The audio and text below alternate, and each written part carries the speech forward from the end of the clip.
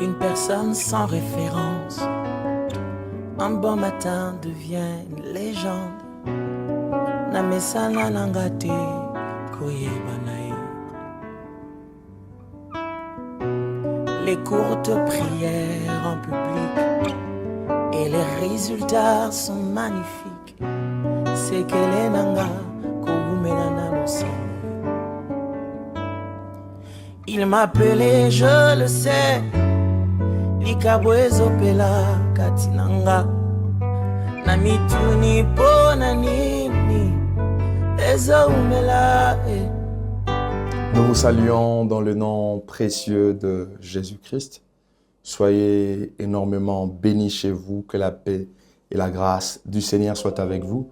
Nous sommes très contents de savoir que vous nous suivez depuis que nous avons repris avec tant d'édification sur votre chaîne Metanoia TV.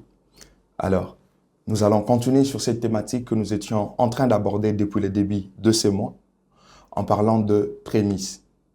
Nous avions dit, souvenez-vous de ce qu'on avait dit l'autre fois, qu'en quelque sorte, nous sommes en train de construire quelque chose. On a commencé quelque part.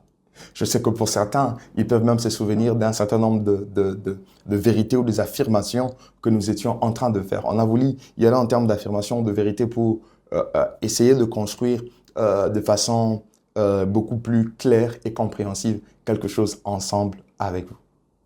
Souvenez-vous de ce que nous avions dit comme vérité. Alors, je vais juste me mettre à faire un petit rappel pour nous permettre de rentrer dans le contexte de ce que nous allons continuer à dire et même aider également ceux qui n'avaient pas eu l'opportunité de nous suivre depuis le début du mois. Alors, sur le prémisse, on avait dit que depuis l'Ancien Testament, le prémisse devait être offert à l'Éternel. Donc, depuis l'Ancien Testament, le prémisse appartenait à l'Éternel.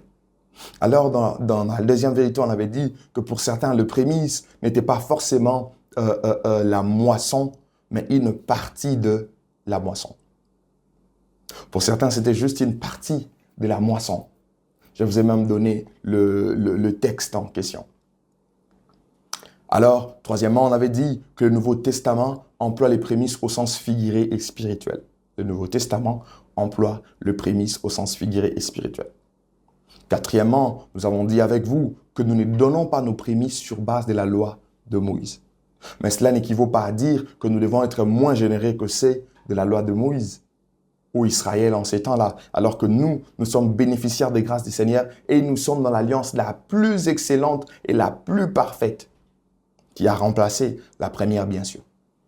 Et après, pour la précédente semaine, qu'est-ce qu'on a fait? On a rajouté d'autres vérités sur ce que je viens de dire ici. On avait dit que donner est un principe de Dieu. Il n'a pas commencé avec la loi de Moïse. Donner, c'est un principe de Dieu. Ça n'a pas commencé qu'avec la loi de Moïse. On avait également dit que la nouvelle alliance ne nous interdit pas de pouvoir donner à Dieu le prémisse. La nouvelle alliance ne nous interdit pas. Il n'y a aucun texte qui nous interdit de pouvoir donner nos prémices à Dieu dans la nouvelle alliance. Mais troisièmement, on avait dit que dans la nouvelle alliance, les prémices sont un élan de cœur et non une contrainte, et non une loi. C'est un élan de cœur. Cela exprime notre reconnaissance envers Dieu et cela exprime également la prééminence que nous donnons à Dieu dans nos cœurs et dans ce que nous avons.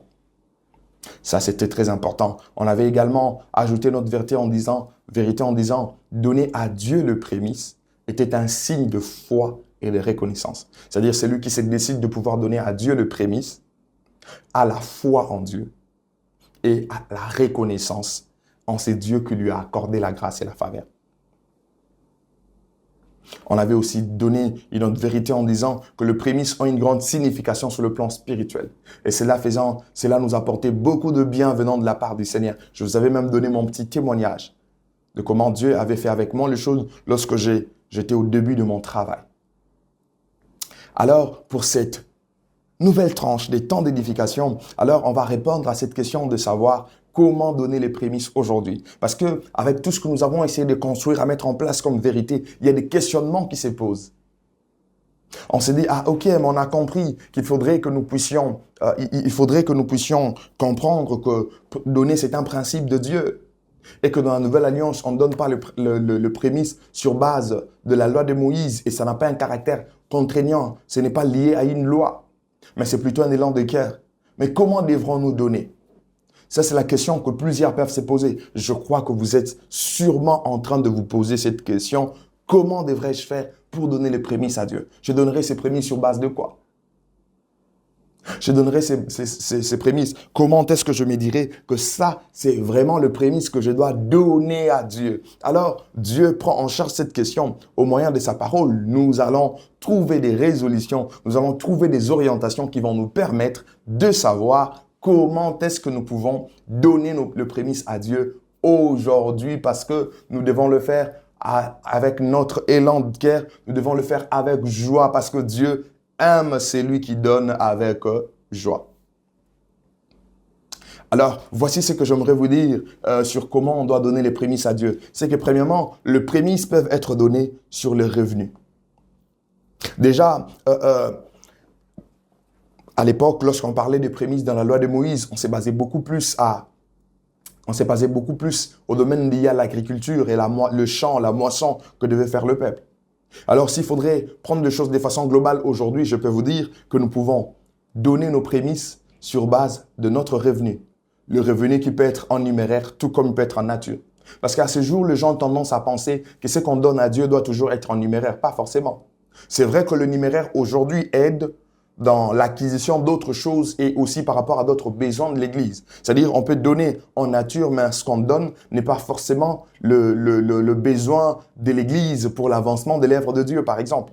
Il peut y avoir une autre urgence, il peut y avoir un autre besoin que si nous donnons en numéraire, nous donnons l'argent liquide, ça permet à l'Église de résoudre un certain nombre de besoins. Mais cela n'exclut pas le fait de vous dire que nous pouvons donner nos prémices à Dieu sur notre revenu, que ce soit en numéraire ou que ce soit en nature. Parce que cet aspect lié aux éléments en nature n'est pas souvent considéré. N'est pas souvent considéré par certaines personnes. On a tendance à se dire, il faudrait toujours que ce soit en numéraire. Pas forcément. Parce que lorsqu'on rentre dans l'ancien temps, Dieu, lorsqu'il était en train de parler à son peuple, il voyait les choses de façon beaucoup plus globale. D'ailleurs, on a essayé d'avancer avec la monnaie, c'était au fur et à mesure qu'on a avancé dans ces systèmes de monnaie. Je ne vais pas vous prendre beaucoup de temps en vous rappelant comment le monde était encore dans l'autarcie, comment le monde était dans le troc et ainsi de suite, et qu'on a évolué à avoir la monnaie marchandise, ainsi de suite. Mais juste vous dire que c'est possible de les donner en numéraire ou en nature sur base de notre revenu. Et lorsqu'on est en train de parler du revenu ici, vous devez comprendre que ça donne d'autres versions. Au fait, d'autres versions parlent de la récolte à la place du revenu.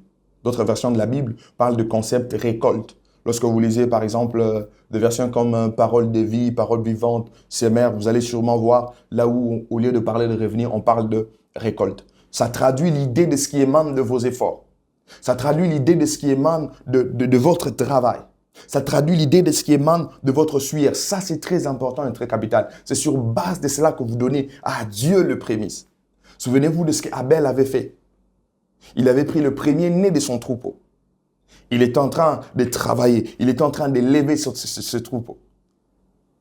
Alors, c'est dans ce troupeau qu'il a pris le premier-né pour offrir à Dieu le revenu, ce qui émane de votre récolte, ce qui émane de votre force. Mais il y a aussi autre chose qu'il faudrait clarifier dans cette histoire de donner de prémices. On a parfois tendance à penser que s'il faudrait que nous puissions donner à Dieu de prémices par rapport à notre, s'il faut prendre par exemple vous avez une rémunération mensuelle, vous commencez un travail. Alors, vous devez savoir que le prémisse ne se donne pas seulement sur le premier salaire, pas forcément. Vous ne pouvez pas. Je suis juste en train de nous aider de façon pratique à comprendre, à nous donner des astuces pour savoir comment on peut faire pour donner nos prémices à Dieu. Souvenez-vous que je vous avais dit que cela a une grande signification d'un point de vue spirituel. Alors, ça ne doit pas être seulement lié au premier salaire, non. Tu peux commencer à travailler aujourd'hui. Tu as un emploi, ton premier emploi de la vie. Tu t'es dit, ok, je donnerai à Dieu le prémisse sur ma rémunération. Mais tu peux aussi le faire lorsque tu as un autre emploi. Ça ne veut pas dire que c'est seulement le tout premier emploi de la vie et c'est fini. Non, tu peux encore si Dieu t'ouvre une autre porte, tu vas ailleurs, tu commences à travailler, tu peux te dire, ok, ça également, c'est le premier pour ce travail, je vais donner ça à Dieu. Ce n'est pas un péché. Et ce n'est pas seulement en termes de salaire, parce que certaines personnes se disent, mais moi, je ne fais pas un travail où je suis rémunéré chaque fin du mois. Comment est-ce que je vais donner le prémice à Dieu? C'est même la problématique pour la dîme. Je crois que Dieu nous aidera dans le temps à venir. On parlera également de la dîme. Alors, vous pouvez également donner le prémice sur base de votre premier bénéfice. Vous avez commencé une affaire, vous avez commencé une société. Vous avez commencé une activité commerciale. Sur votre premier bénéfice, vous pouvez donner à Dieu le prémice. Ce n'est pas seulement ceux qui sont salariés, ceux qui sont rémunérés chaque fin du mois. Vous pouvez être là, vous avez un investissement que vous avez effectué. Et vous allez commencer à toucher des loyers, par exemple, chaque fin du mois. Vous pouvez vous dire, oh, ok, sur mes premiers loyers, je vais donner le prémice à Dieu. C'est possible. En quelque sorte, c'est l'idée de tout premier revenu. Et lorsqu'on parle de tout premier revenu, ici, ce n'est pas seulement le salaire quand vous êtes dans une entreprise, on vous rémunère à la fin du mois. Non, vous pouvez dégager des revenus sur plusieurs activités. Ça, c'est très important. Ça, c'est très important. Donc, sur chaque nouvelle ressource que vous obtenez, vous pouvez vous dire, OK, ça, c'est une nouvelle ressource. C'est à peine que ça vient de commencer. Alors, sur cette nouvelle ressource, qu'est-ce que je fais? Je vais devoir donner le prémice à Dieu. Pourquoi? Parce que cela a une très grande signification d'un point de vue spirituel. N'oubliez pas cela. C'est très important et très capital. Alors, toujours sur cette question de savoir comment donner à Dieu le prémice. Il y a cette confusion qui nous guette parfois. Devrais-je donner la totalité de ce que j'ai comme bénéfice? Devrais-je donner la totalité de ce que j'ai comme mes loyers? Devrais-je donner la totalité de ce que j'ai comme salaire? Devrais-je donner la totalité de ce que j'ai comme moisson? En fait, à ces problèmes, vous vous souviendrez que lorsqu'on a commencé cette série d'enseignements, je vous ai dit que pour certains, ils considèrent le prémice comme étant une partie. On parle d'Israël qui devait apporter à chaque fois à la fête, à chaque fois qu'il y avait cette fête qu'on célébrait pour l'Éternel, le peuple devait apporter une gerbe de l'herbe moisson, c'est-à-dire une partie. Alors, vous allez voir que dans les textes bibliques, il y a des textes, beaucoup de textes il y a des textes qui ne disent pas, qui ne parlent pas de la partie ou de la totalité. Il y a d'autres textes qui semblent nous donner l'idée que c'est la totalité. Et il y a un texte qui semble parler de sortes de prémices qu'on donnait à Dieu aussi de façon partielle. Alors, pour résoudre cette question telle que je vous avais dit, que nous ne donnons pas dans la Nouvelle Alliance sur base d'une contrainte, sur base d'une loi, mais nous donnons sur base de notre élan de cœur, sur base de la joie, de la foi que nous avons en Jésus, j'aimerais vous suggérer ceci. Vous devez le faire avec conviction. Vous pouvez avoir votre premier revenu et Dieu vous convainc de donner le tout. Et vous donner la totalité. Vous n'aurez pas péché. Vous n'aurez pas mal fait. Tout dépend de la conviction que vous avez et de l'honneur que vous donnez à votre Dieu par rapport à ses prémices. Vous vous dites, oh non, moi je vais donner le tout à Dieu. C'est une bonne chose. Vous pouvez le faire. Vous donnez la totalité à Dieu. Mais il y a parfois des contraintes pratiques. Quelqu'un qui s'est dit, ok, je suis père d'une famille. Alors, si je donne tout ce que j'ai comme rémunération pour ces mois, comment est-ce que je vais vivre pour nouer les débuts de ces mois avec la famille? C'est-à-dire que vous avez des enfants à vêtir, vous avez de l'alimentation à offrir, vous avez toute une panoplie de charges au fait que vous supportez sur votre famille. Lorsque vous sentez que vous aurez peut-être des difficultés de pouvoir tenir ou nouer les débuts du mois. Pas forcément que vous soyez dans les conditions le plus aisées possible. Mais si vous voyez que ça dérange le minimum, vous pouvez donner à Dieu une partie. À titre de prémisse. Mais que cela soit fait avec votre cœur. Que cela soit fait avec joie. Il faut le faire de cette façon-là. Parce que la Bible ne vous empêche pas de tenir compte de votre situation du moment. C'est très important à savoir. Très, très, très important. C'est très capital. Et toujours dans le fait de donner des prémices aujourd'hui, quelqu'un s'est dit, ok, mais moi je suis habitué à donner également à Dieu la dîme. Mais pour cette nouvelle ressource, pour ces premiers revenus, comment est-ce que je vais faire? Je donne le prémisse et la dîme, je ne donne pas ou je fais comment? En fait, j'aimerais vous dire, quand vous prenez toute votre rémunération, tout votre revenu, vous donnez à Dieu à titre de prémisse. Il n'y a pas d'obligation de dîme là-bas. Parce que c'est à Dieu que vous venez d'offrir. C'est à Dieu que vous venez de donner le prémisse, que vous venez de donner l'intégralité de votre revenu. Sachant de la problématique de donner la dîme ou de ne pas donner, lorsque vous donnez les prémices, je ne vois pas une très grande contrainte en disant que vous devez faire pour le deux au même moment. C'est-à-dire, si vous donnez la totalité, comment vous allez faire pour donner la dîme? Vous voyez? Donc, vous pouvez donner à Dieu et il n'y a aucun de souci par rapport à cela. Ça, c'est important et capital. Alors, j'aimerais également revenir sur une autre problématique, toujours par rapport à cette grande question de savoir comment donner les prémices à Dieu aujourd'hui.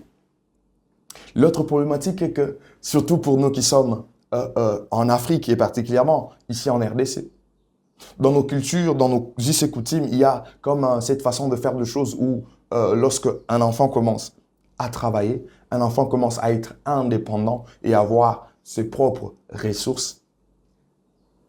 Ce qui se passe, c'est que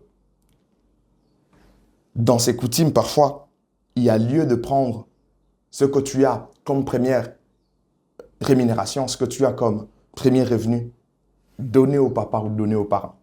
C'est un peu comme cette pratique où on voyait lorsqu'un enfant commence à faire la chasse, pour ceux qui sont au village, lorsqu'un enfant commence à faire la chasse,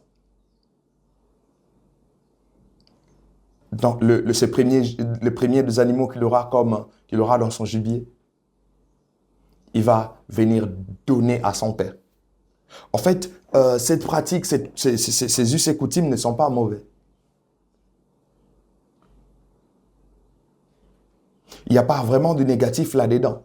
Mais ça devient complexe dans la mesure où tu te dis, ah ok, nous on a l'habitude, à chaque fois qu'on devient indépendant, on commence à avoir nos propres ressources. Le premier, nous donnons aux parents. Alors, comment est-ce que vous allez concilier ça avec la notion de prémisse qu'il faut donner à Dieu? Moi-même, je vous assure, j'ai été buté à cette difficulté. Mais je veux vous faire part de ce que moi j'avais fait. D'abord, c'est de vous dire que Dieu a la première place. Dieu a la prééminence. Ça, c'est ce qu'il ne faudrait pas oublier. C'est à Dieu la première place, c'est à Dieu la prééminence. Et ce qu'il faut faire, il faudrait donner à Dieu en premier. Et ensuite, le parent. Ce que je vous propose, moi, par exemple, lorsque j'étais arrivé dans ces cas-là, j'ai dû discuter avec mes parents. Je leur ai dit, ok, voici, on a une pratique qu'on a l'habitude de faire en famille. J'aime bien cette pratique. Lorsque quelqu'un devient indépendant, commence à avoir ses ressources, le premier, il donne aux parents. C'est une bonne chose. Mais en premier, c'est Dieu qui nous a donné. Alors, je parlais avec le parent, on a fait comme une sorte de négociation. Je dis, pour mes premières ressources, en première rémunération, je donnerai à Dieu. Et ensuite, la deuxième, je vais vous donner. D'ailleurs, je me souviens de ce que mon père me disait. Non, il avait très bien compris. Il a dit non, c'est d'abord à Dieu la première place. En quelque sorte, ce que je vous proposerai comme solution, pourquoi ne pas négocier, discuter avec ses parents pour leur faire voir la prééminence que Dieu a. Et par la suite, ce que vous pouvez faire pour leur donner. Ça, c'est très, très important. Donc, vous pouvez essayer de négocier dans ce sens-là. Parler avec le parent. Parce que c'est Dieu qui doit avoir la prééminence. Que Dieu vous donne la sagesse pour ceux qui sont confrontés, ceux qui peuvent être confrontés en ces genres de situations, que le Seigneur vous aide vraiment afin que vous ayez la sagesse pour savoir comment est-ce que les choses doivent se faire. Honorer le parent, c'est biblique. Mais Dieu est d'abord en premier. Alors, j'en profite pour vous dire, ne négligez pas cet aspect de choses d'honorer vos parents avec ce que vous avez comme bien, avec ce que vous avez comme ressources. Le paroles qu'ils vont devoir prononcer sur vous, ces paroles auront des effets et ces paroles vont aller pour votre bénédiction. Mais cela ne devra pas vous empêcher de mettre Dieu en première position. Ça, c'est très important. En quelque sorte, nous avons essayé de répondre à la question de savoir comment donner nos prémices à Dieu aujourd'hui. Dans cette grande problématique, nous sommes allés en relevant quelques autres petites branches ou sous-problématiques qui peuvent se retrouver là-dedans. Je vous encourage vivement à donner à Dieu vos prémices.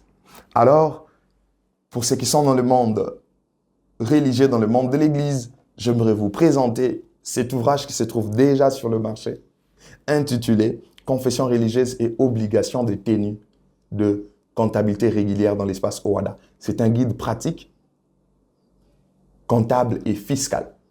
Nous œuvrons également dans ces domaines de comptabilité. Et nous avons voulu mettre ça à la disposition du peuple de Dieu, que ce soit n'importe quelle confession religieuse. Vous en avez besoin pour vous permettre de tenir votre comptabilité. Au cas où vous êtes intéressé, n'hésitez pas de nous contacter. Que Dieu vous bénisse. Nous allons nous retrouver prochainement pour notre émission de temps ou notre tranche de temps d'édification. Soyez bénis chez vous.